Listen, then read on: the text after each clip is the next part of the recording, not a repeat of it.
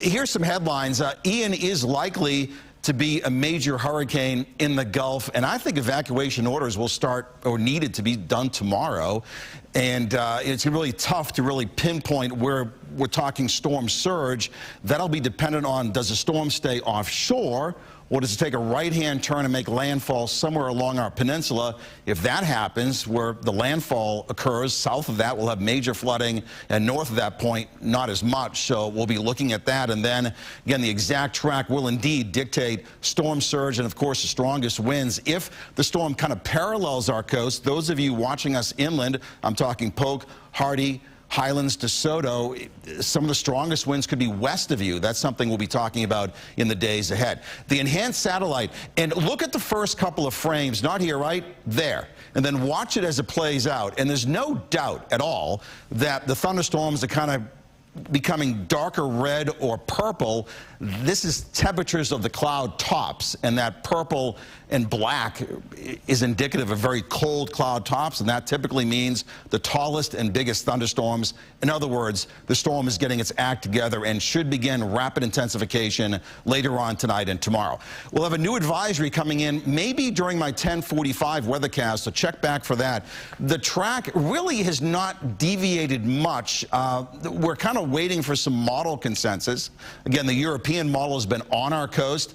The GFS went way west, and now it's kind of gone back to the east. And Hurricane Center nudged the track a little bit to the east at 5 o'clock and probably is going to nudge it a bit more to the east at 11 o'clock. The problem that we really have here is that as we get closer to the event, it's becoming obvious there's no like escape route. We're getting kind of boxed in because the storm is not going to go to Miami and cut across Marco Island and go east, or it's not going to go up towards Pensacola. At least we don't think that is a viable chance now. So you get to a point where anywhere here is still a problem. I mean, if it's over us or just off the coast, it's a big, big problem. But if you can somehow squeeze out a track 100 miles offshore, that may end up being the best outcome of a lot of not so good outcomes, to be honest. High pressure east of us is a blocking mechanism. So what happens here is the hurricane or eventual hurricane just goes around the periphery of that high. The model's been kind of struggling with the intensity and depth of this trough, and the potential tracks are indeed narrowing, and we'll see what we come up with at 11 o'clock, but there's not going to be any significant change. There'll be a track kind of paralleling our west coast.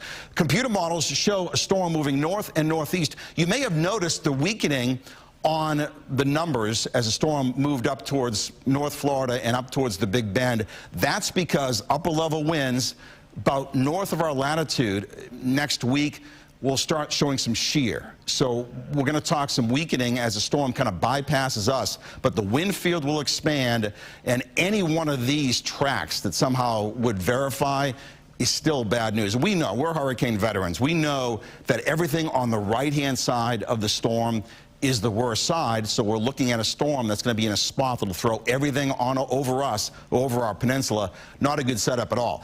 We've been watching the GFS ensembles, which have gone a little bit more to the east today, and the European model, which has been insisting on a track along the coast or near the coast or over us, has been locked in, has not changed much, even though the late afternoon run did shift a little bit to the west, kind of moving offshore instead of over us. We'll be watching for trends of that. And our exclusive Fox model, doing a great job talking about the wind speeds. This really shows you the storm cranking up, moving over Cuba, and then getting into the southeastern Gulf of Mexico. And then our Fox model shows a storm very close to our west coast and making landfall. If this was to verify, if our model verifies, that is not a good situation for us at all. So again, we're talking about probably evacuations starting tomorrow, and this could be a shuttering event. We'll talk more about that tonight and again tomorrow morning on Good Day with Dave.